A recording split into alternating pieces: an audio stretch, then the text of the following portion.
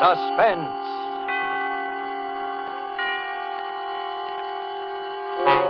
Tonight, To Find Help, starring Frank Sinatra and Agnes Moorehead. My roomer, Mr. Armstrong, tried to warn me that morning he left on his business trip. I remember we were just finishing breakfast and he was rather in a hurry. I don't care what you say, Mrs. Gillis. I just plain don't like it. You're alone here in the house all day. There are no close neighbors. And after all, you know nothing about the man. Good gracious, Mr. Armstrong, you'd think I was a pretty young thing of 20 to hear you tell it. And another thing. Seems very strange to me that a young man should be job hunting from door to door in this day and age. Why, there are plenty of jobs to be had. This is why it's so difficult to find help these days. Oh, you're a worrywart, Mr. Armstrong. And now that I've found someone to do my heavy work, I'm not going to let your silly notions change my mind. All the same, though, I'm not leaving the house this morning till I get a look at the guy. I remember I kept worrying about poor Mr. Armstrong missing his train because it was getting to be 9 o'clock. He dried the breakfast dishes for me, and as he talked, he kept looking out of the window towards the long driveway. Hey, here he comes. Well, I guess I needn't have worried. Mr. Armstrong was smiling, for he'd seen my young man who was coming up the driveway. And I smiled, too. Even I had forgotten what a meek, harmless-looking lad he was. Why, he could hardly be called a man at all, I thought. So that's the critter who's been causing me all this mental anguish. There, you see, you and your silly ideas. Well, the little guy's not strong enough to keep a regular job, I suppose. Why, I believe Sarah's getting some of your foolish notions, Mr. Armstrong. There now, Sarah. I'm sorry that we made you nervous about him. Why, if you could see the guy. He'll hear you. Oh, good morning. Good morning. I've been expecting you. This is my roomer, Mr. Armstrong. I don't believe you told me your name. I'm Howard Wilton, ma'am. Hello, Howard. I'm glad you come. I know you'll be a great help to Mrs. Gillis. And you'll be company, too. Well, I'm off. Take care of yourself. I don't think you'll have much trouble.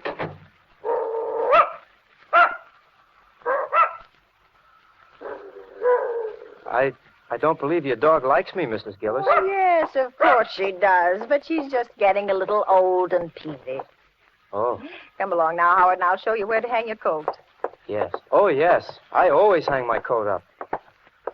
He followed me into the closet storeroom at the back of the house. Then I handed him a clothes hanger and a rough, heavy apron, which I kept for cleaning help. Is this apron clean, Mrs. Gillis?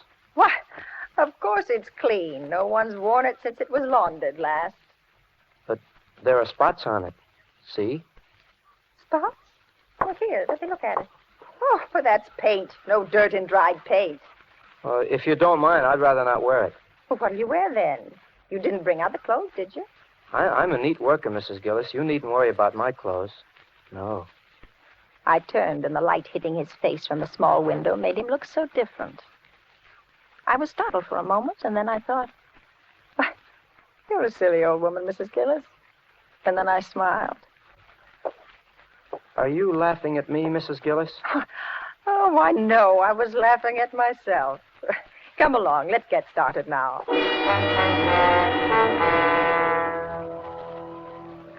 He'd only been at the den floor a short time when I heard him walk back to the closet storeroom. Can I help you, son? I'm going after my coat, Mrs. Gillis. I don't like it being out there in the storeroom. It's a breeding place for moths, you know. Oh, now, son, it takes longer than that for moths to do any damage.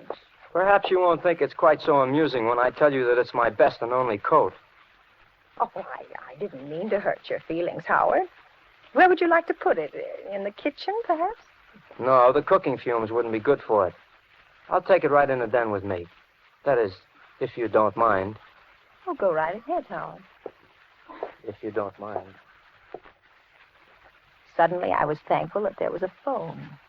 He was such a peculiar boy. I wasn't really alarmed. Not then, I wasn't.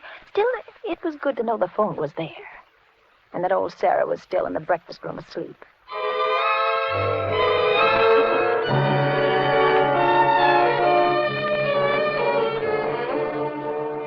I went on about my own work that morning, but several times I went into the den to have a look at him. He wasn't doing much, I could see that. He seemed to keep polishing one small square in the corner of the room. Is there anything you need, Howard? Howard? Howard? I won't be spied upon, Mrs. Gillis. I won't put up with that. Well, see here, lad. I think we must have gotten off on the wrong foot. I'm not spying on you. Then why do you keep popping in like this? Why, Would you like me to go faster? Would you like me to spill out my life's blood for you here on the floor? Is that what you're after? Howard, are you well? Are you well enough to work? Of course I'm well. If only you'd quit bothering and pestering and questioning me. Is that too much to ask? Well, look, Howard, I'm interested in young men. I have 2 boys of my own. They're in the service. You see that Bill on the desk there? He's a Marine. And on the table there, that's Dennis. He's in the infantry. He's overseas. So that's why you hate me. I see it all now. Hate you? What? Well, whatever gave you that? Yes, you hate me. I could tell it the moment I walked into this house this morning. But Howard, You hate why- me because I'm young and I'm not in the service like your boys. Why, it never occurred to me. You must know I was grateful when you came looking for work. Grateful. You resented me. The only reason you have me here is to work my life's blood away, to punish me for not being in the service just because your sons are in the service and I'm out. Son, you're ill. Let's put the work away now, and I'll make you a cup of tea. Oh, so you don't want me to do the job, is that it? You're like the Army. There was a job to be done and they wouldn't let me in. Now you'd like to stop me in the middle of this. I only want you to do whatever will make you feel better. Well, leave me alone then. Very well. Mrs. Gillis, Yes? I'll tell you why I'm not in the Army, if you insist. I don't insist at all, Howard. If you must know, I'll tell you. They said there was something wrong with my mind. Yes, I just thought maybe you'd like to know, Mrs. Gillis. They said there was something wrong with my mind.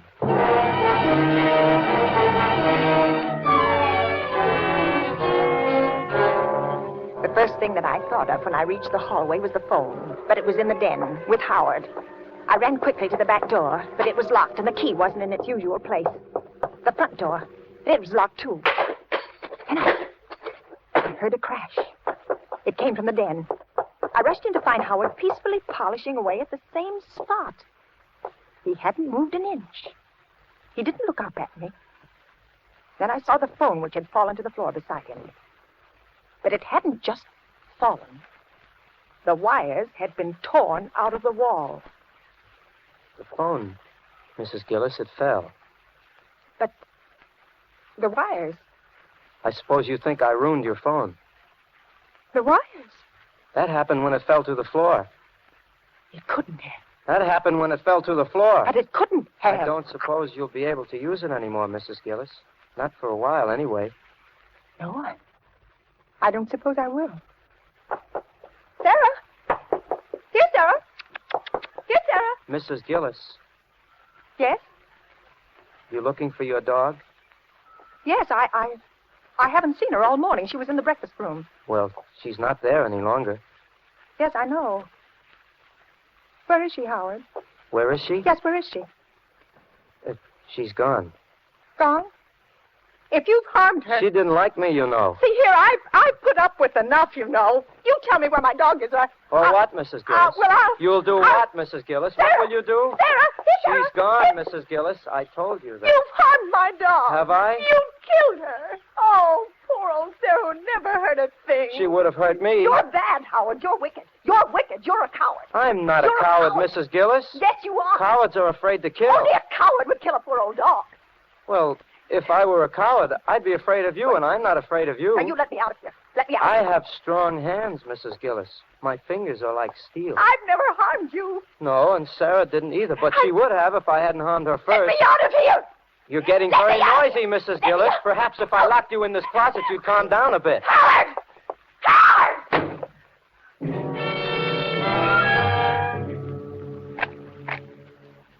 And then I heard the key turn in the lock. For a moment, I had the feeling of unreality. What was really happening? But I found out soon enough that it wasn't a dream. For the dim light from the little square window picked out a limp, lifeless object in the corner among the dusty mops.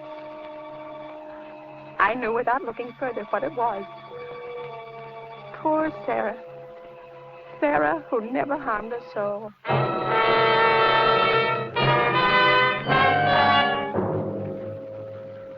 I don't know how long he kept me there. I could hear him moving about the house, but he finally came back. He spoke to me through the door. Have you calmed down, Mrs. Gillis? Yes, Howard. Yes. Let me out. Why? Well, because it's warm in here. Because I want to get out. You were looking for your dog, weren't you? Well, never mind about that, Howard. Just let me out. You know, Mrs. Gillis, if I kept you in there, you wouldn't be able to spy on me ever again. I won't spy on you, Howard. Please let me out. Do you know what I've been doing, Mrs. Gillis? No. I've been doing your den floors, just like you asked me to. And that's fine, Howard. It was fine being able to work peacefully, knowing that you were someplace where you couldn't bother me. I won't bother you, Howard. It was very peaceful. Nobody to bother me. Let me out, Howard. Will you promise to do as I tell you? Yes, I promise. Anything? Anything. Very well, then.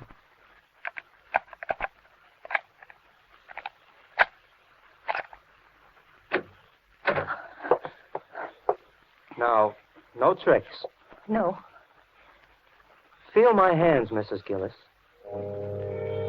He held them out before him. They were thin, weird-looking hands. Then he turned them over slowly, and he looked down at them. Are they nice hands, Mrs. Gillis? Yes. Yes, they're nice hands. But you haven't felt them. I knew better than to argue, and I forced myself to take hold of one of them. It was icy cold, and the floor wax had made it sticky. Have your sons as nice hands as these? Oh, no. No, they haven't. But they got into the Army, didn't they? I'm just as good as they are, you know. Oh, of course you are, Howard. Wouldn't you like some food, lad? You haven't eaten all day, you know. Some food would be good. Let me fix you some. Mrs. Gillis, you know, a woman I worked for once said my hands were weak. She did? Yeah, but she soon found out, however. Well, here.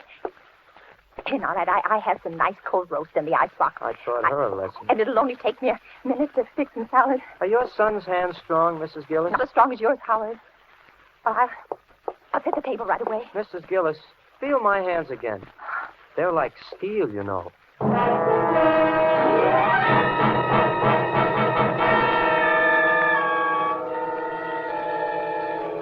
I finally managed to get some lunch on the table, and Howard sat beside me.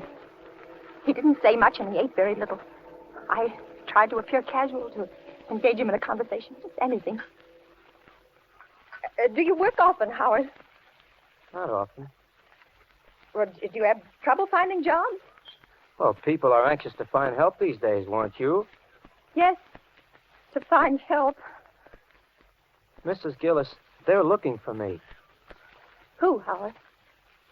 Well, I don't know exactly. The people I worked for last, I guess. Well, was that here, in this town? Oh, no. It was in another town. Everyone was looking for me, so I went away. It was horrible to be spied upon, Mrs. Gillis. Do you know what it is to be spied upon? No. No, I don't. Would you like to know? No, I wouldn't, Howard. I think I'll spy on you for the rest of the day so that you'll know how it feels. No, Howard. Whatever it is you want, just take it and go away. There's nothing I want, Mrs. Gillis. I only want to stay here with you. I can't stand it, Howard. I can't. I am an old woman. Now, please go away and leave me alone. I'm not going away, Mrs. Gillis. There's still a job to be done. I'll go away after I've done everything that's to be done. Howard, I have some money here in my pocket. I got it upstairs for you. It's a great deal, and I'll give it to you. I don't want your money, Mrs. Well, Gillis. then go away. Oh, that would be foolish. Then you tell on Oh, me. no, I wouldn't. I wouldn't really, Howard. Go away, and I'll never tell us so that you've been here. I won't tell I us don't so. believe you, Mrs. Gillis, and I don't trust you. There's only one way of being certain that you won't tell, and that... My heart jumped. For when I looked out the window, I saw that it was the milkman. Howard moved quickly to the window with me. Tell him to go away. I can't. I've ordered some extra things. And go into the storeroom until he goes. I can't, Howard. He knows I'm here, and he'll expect me to pay him. You promised to do as I told you. Now, will you tell him to go away? Howard, Howard, if I tell him to go, he'll think something's wrong, and then you'll get caught for sure. You'll get... All right, Mrs. Gillis. Take whatever you've ordered, but if you pull any tricks, you'll be sorry. He opened the cabinet drawer, and I saw him take a knife out.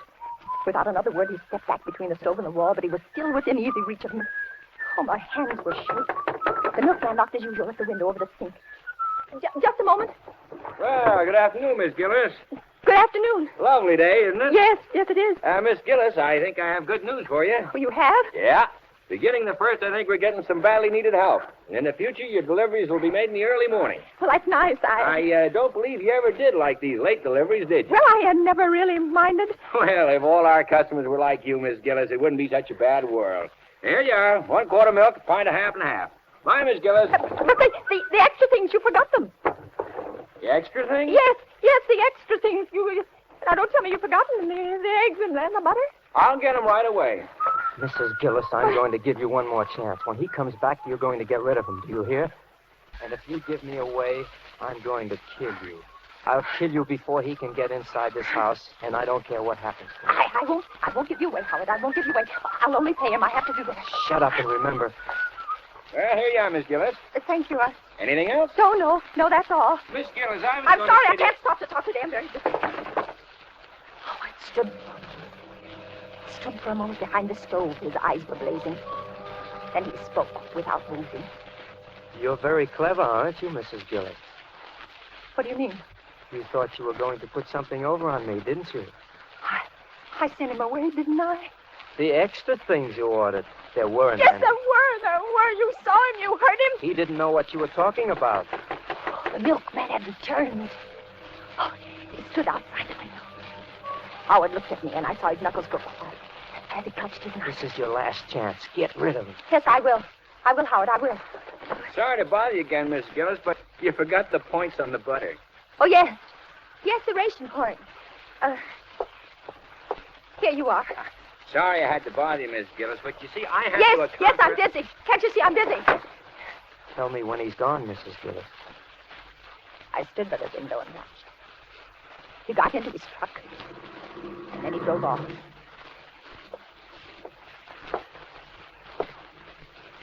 So that was your scheme, was it? So you wanted to give me away. He's gone now, Howard. You thought he'd save you, didn't you? No, I sent him away like you asked me. Do you know what would have happened to I me? sent him away. Do you? They would have taken me away. Howard, leave me alone. I'm going to punish you. No, Howard, I've been punished. No, you haven't. Standing very close now, and I knew he still held a knife. And suddenly, everything was black, and I slipped to the floor.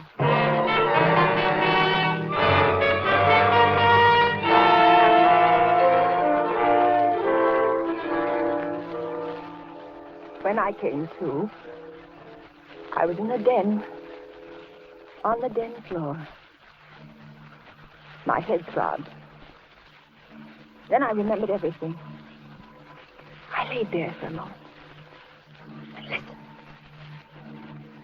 Then I heard a sound. A soft, swishing sound. Suddenly, the hall clock began to strike. Why, it was 5. I'd been unconscious for longer than I'd thought. I sat up. The room had already turned dark in the late afternoon light. But I could see him now. He stood in the middle of the room. He was pushing my heavy floor polisher back and forth. Back.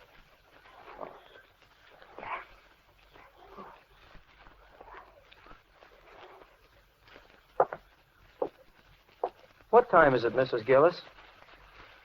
About 5. Well, I guess I'll call it a day now. I've done a nice job, haven't I? Yes, Howard. Very nice. I think I'll be going now. I got to my feet. He paid no attention. He picked up his coat, which he'd placed over a chair when he'd taken it from the storeroom. Then he looked at the floor again. Doesn't it shine nicely, Mrs. Gillis? Yes. Yes, it does. Was it worth $5 to you? Oh, yes, Howard. I have nice hands, haven't I, Mrs. Gillis? Yes, Howard, you have. Here, take the money. Thank you. You know, it's a pity they have to be used to polish floors. You've done such a good job, Howard. I'm going to give you a few extra dollars. Thank you. Will you be needing me tomorrow, Mrs. Gillis? No, thank you, Howard. The door's locked, Mrs. Gillis. Yes, Howard. Do you have the key? Yes, I do. I just remembered. A lot of things. Mrs. Gillis, there's someone at the door. Yes, Howard. Will you open it? Oh, should I? Yes, Howard, you have the key. I have? This it, Mrs. Gillis? Yes. Yes, it is. Open the door. Open the door, Howard. Open it. All right, Mrs. Gillis. Hello. I'm Mr. Stevens of the phone company. Your phone's been reported out all day. I'm sorry we couldn't get around any sooner, but we're really swamped. Mrs. Gillis, is your phone out of order? No, there must be some mistake. Well, now, that's strange. We've had several reports. Maybe I better run back and check my books in the truck. Just a moment, Mr. Stevens. Could you do me a favor? Well, certainly. This boy... Mrs. Gillis. This boy, he's worked here all day. He's done a good job, but I don't think he's well. I'm all right, Mrs. Gillis. Oh, but you're tired, aren't you? Aren't you tired, Howard? Doesn't your head ache? Yes, I am tired. And my head does ache. Well, maybe Mr. Stevens will be kind enough to drive you to the car line. Sure, I'll be glad to, Mrs. Gillis, but I can't wait long. Well, right away, and I'll go along, too. I have some marketing to do. And, Mr. Stevens, as long as you're here, would you mind checking the phone just to make sure? Of course. I'll show you where it is. Can I show him, Mrs. Gillis? No, Howard, you wait here. We'll be right back. I moved quickly towards the den. Mr. Stevens followed me. Once inside, I closed the door behind us. He spotted the wrist wires at once. Say, this Boy, that man is dangerous. Drive us to the police station as fast as you can. Where is... Howard! Howard! We've got to find him. We can't let him get away. We'll take the truck. Come on.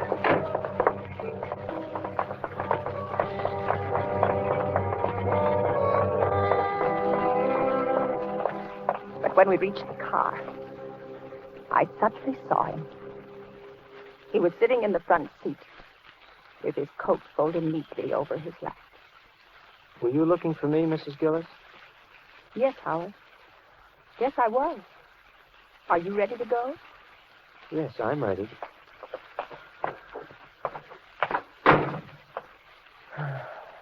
It's very kind of you to do this for me. I'm very tired.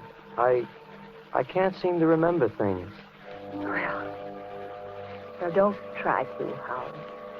Well, we all ready? All ready, Mr. Stevens. All ready, Mr. Stevens.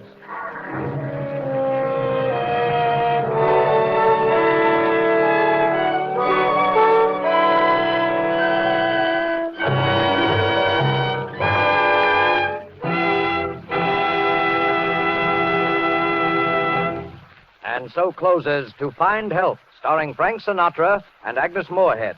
Tonight's study in suspense. Suspense is produced, edited, and directed by William Spear.